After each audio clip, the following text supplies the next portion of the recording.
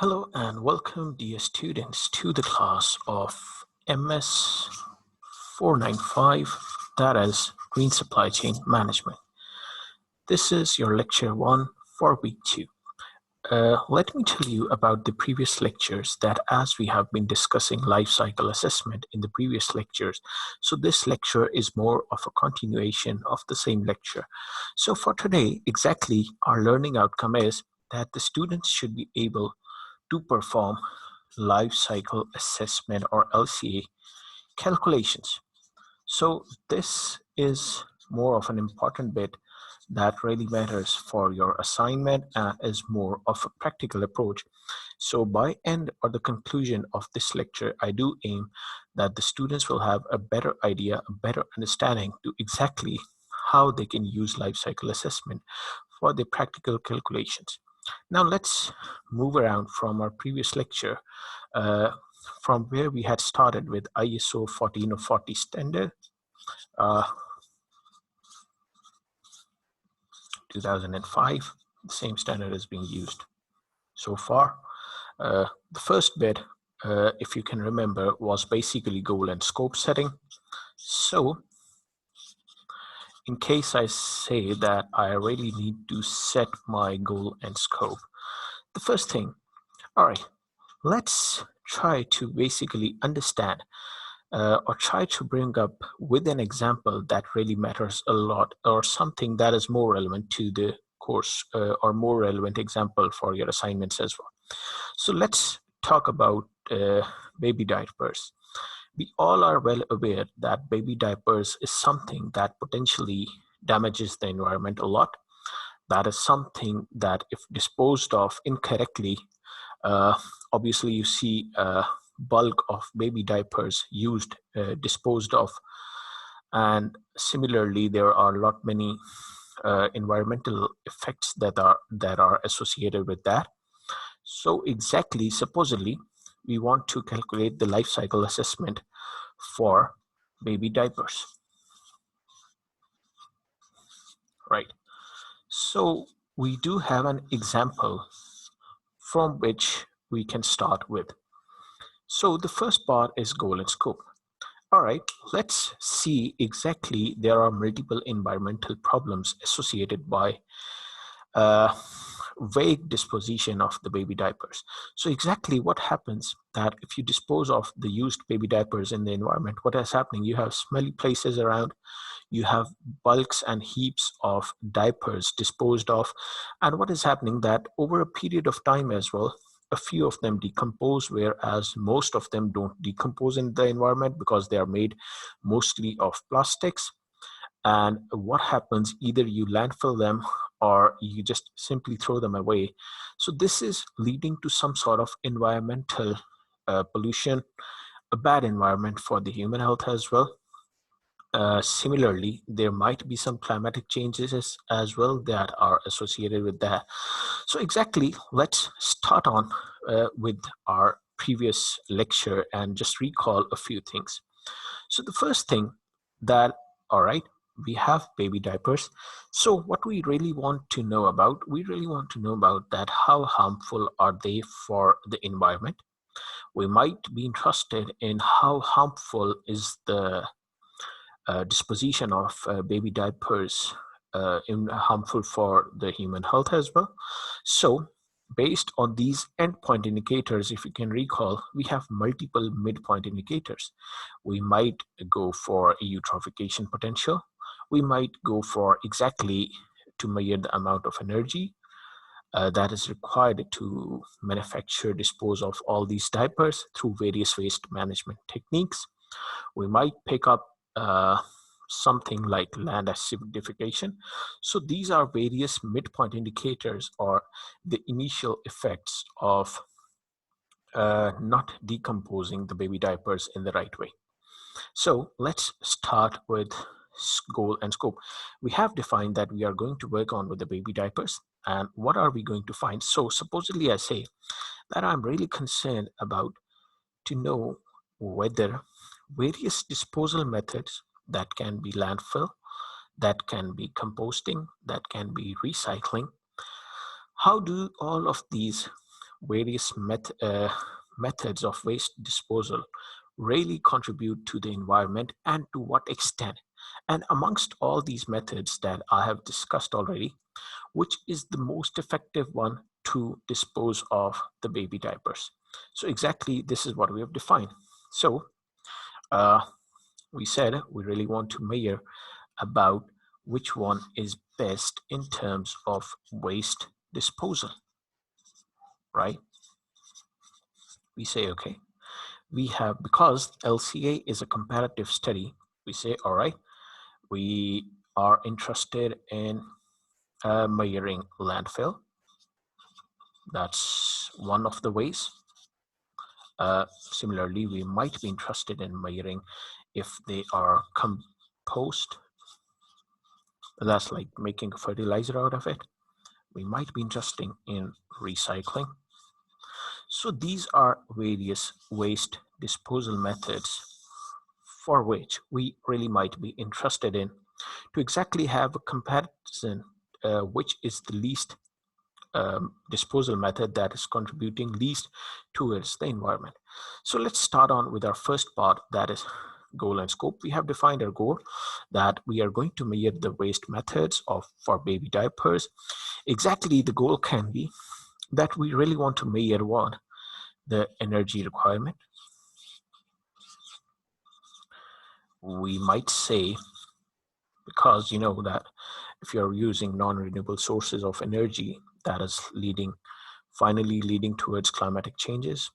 Similarly, we might say that we are interested in GWP, that is your global warming potential, to exactly which waste management method is contributing how much to the global warming potential. We might say that we are interested in really measuring the amount of carbon dioxide emissions. We might have other associated emissions as well, so we might use CO2 equivalent just to have an idea of exactly these are the parameters that we might be looking at. So we've defined our goal that we'll be basically measuring a few. The endpoint indicators are what? Mostly environmental.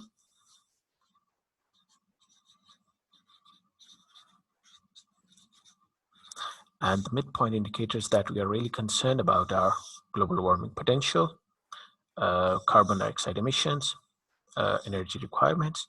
So these are the midpoint indicators. And finally, we are going to measure the environmental impact of all these indicators. So vaguely, we have defined exactly to what our goal is. If you can recall from the previous lectures that we discussed, that once we identify that exactly what sort of indicators are we going to measure, we really need to pick up the next important bit, that is standards. For standards, we had discussed various standards. That was CD, global, we had impact 2001 plus. So all these standards are majorly used for measuring these sort of impacts. So vaguely, we have discussed the exact goal of our study. Now, the next bit is to scope this. All right, the scope. The first thing is, if we start on with the baby diapers, the first thing is raw material acquisition. Once that is acquired, obviously the next stage of your life cycle is obviously transportation.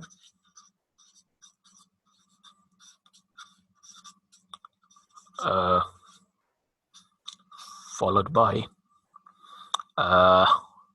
manufacturing.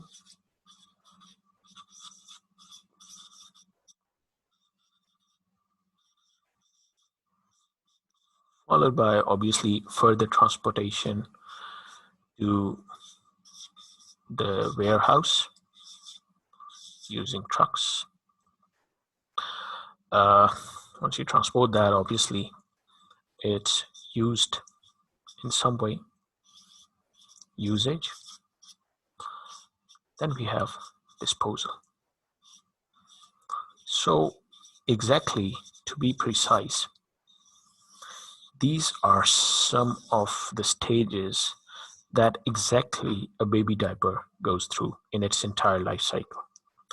So for scoping, as I told you that already this is an iterative study, we need to come back and forth to exactly know that who our audience is. Do we have the right amount of data available? So for this study, we say that, okay, we are interested to exactly measure the raw material acquisition. We are interested to measure transport emissions, manufacturing as well. Similarly, usage, I say that I don't have much data. Rather, I'll say that not much energy or CO2 emissions are associated with usage because this has not been researched much. So I simply skip this step. I'm interested in calculating the transportation to the warehouses. And finally, my key part is disposal. I'm really interested to measure these three various waste disposal methods. So to be precise, I have scoped my study from raw material acquisition, transportation, manufacturing, transportation, and finally disposal. Also, I have defined my goals to exactly I'll be measuring the energy requirements. I'll be going for the global warming potential. I'll be going for carbon dioxide emissions as well. So this is really our first bit that we define our goal and scope for our life cycle assessment study.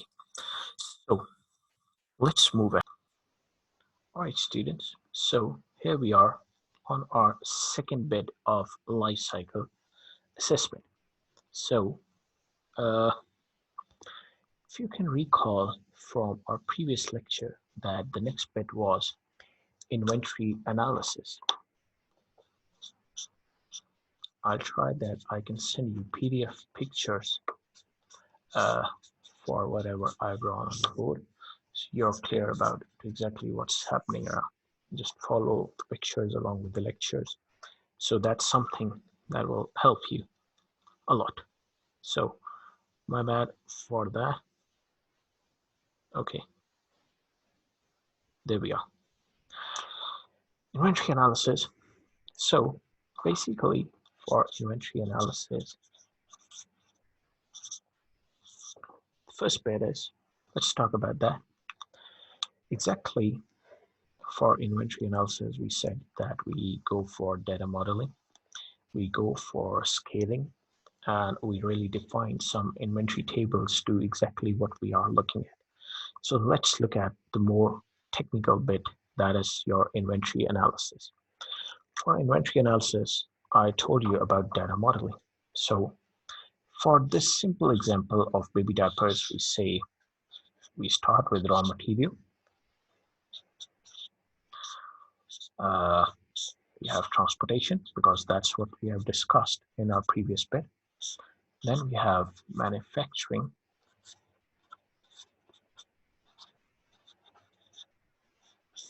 Then we have obviously transportation to the warehouse. And we had usage that we have already skipped, just to give you an idea to exactly what scoping is. The next bit is disposal. For disposal, we are discussing three options. The first one is recycling.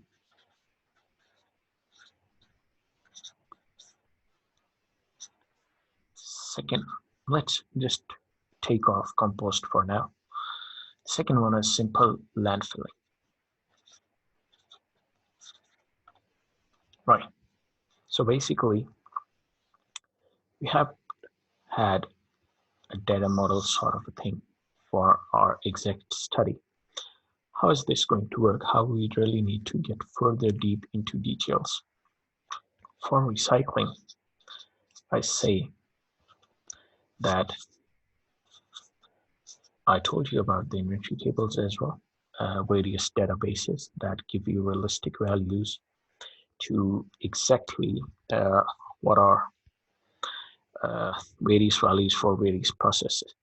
So as you are well aware that the diapers are mainly made of polypropylene, uh, polyethylene, and we have cellulose as well. That is biodegradable content most of the times. So exactly for recycling, we say that we are interested in a process that really gives us back or extracts certain amount of polyethylene and polypropylene. So for that, obviously, we will have a different process. We say that it comes to the recycling plant. The next part is to shred it. Once it's shredded, the next bit in the plant or the process in the plant might be a centrifuge.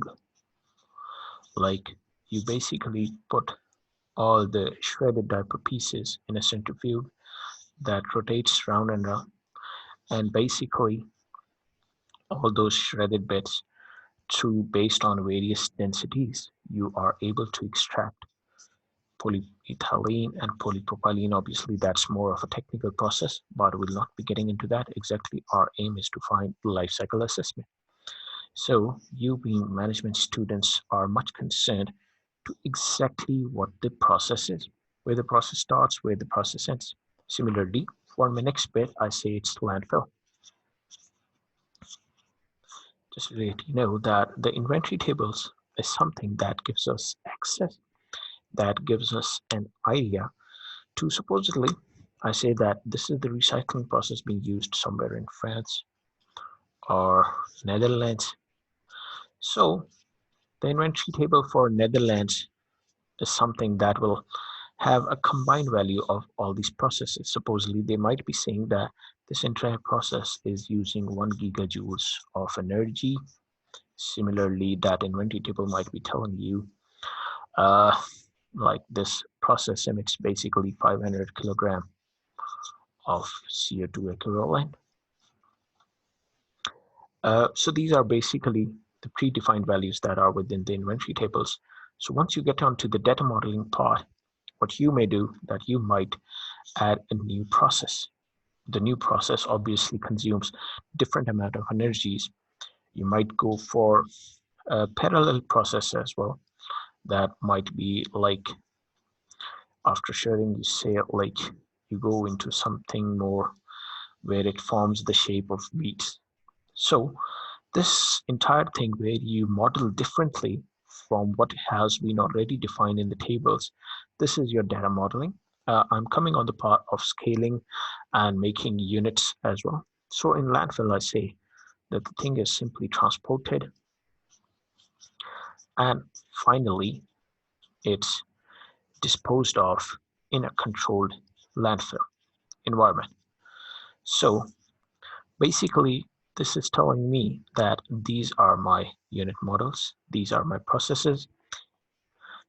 They will be having various associated energy values depending on to exactly what source of energy is used for the raw materials. Similarly, what source of energy is used for manufacturing. That might be hydroelectricity, that might be coal, that can be nuclear, whatever it is. Similarly, in the process of recycling as well, we might have various sort of energy sources. So this is exactly the part of your data model. So let's come on to the unit processing, or let's be more precise, or scaling. What we do in the bit of scaling or unit processing is that we really are more concerned to exactly what amount of baby diapers are we looking into. So supposedly I say that this study is being conducted in the Pakistani environment for the Pakistani market. So I say that my scales or my units are supposedly that I'm looking into uh, somewhere around 100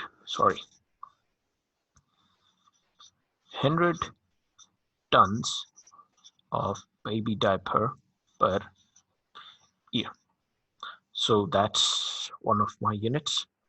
I have defined my scales to exactly what I really need to look into.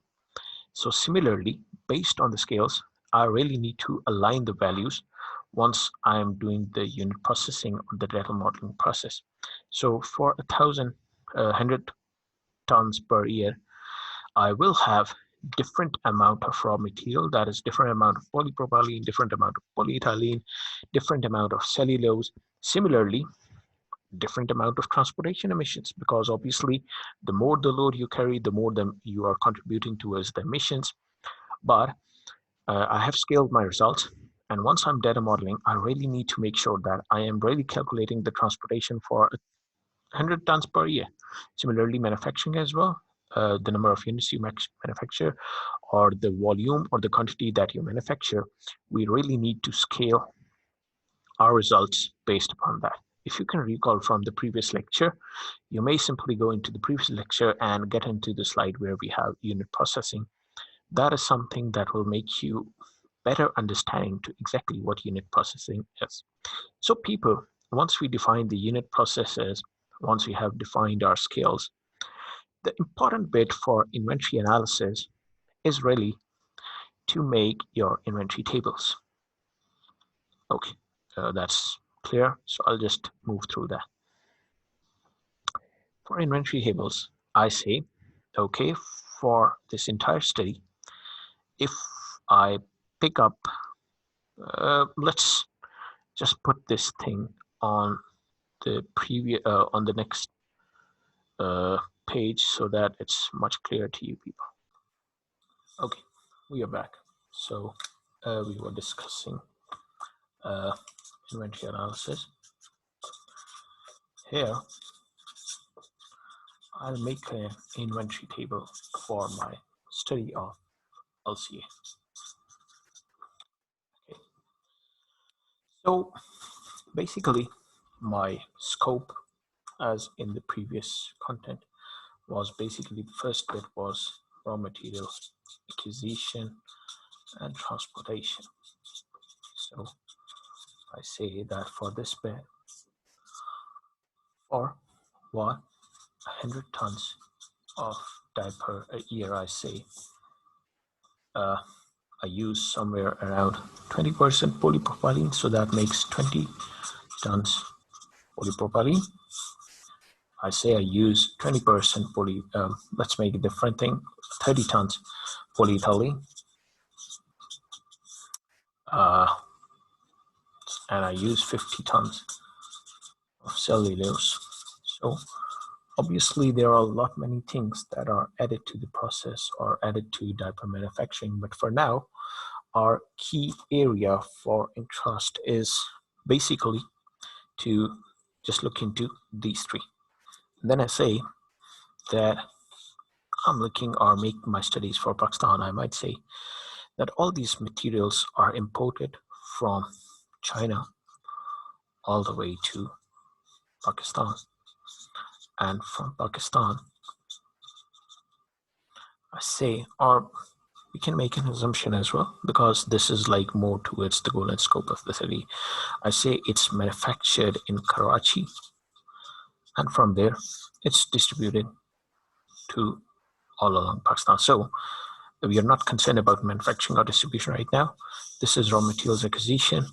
I have defined my scales or my unit quantities to exactly what I'm looking. Supposedly, I say that this is a distance of 5,000 kilometers that is done over through shipment.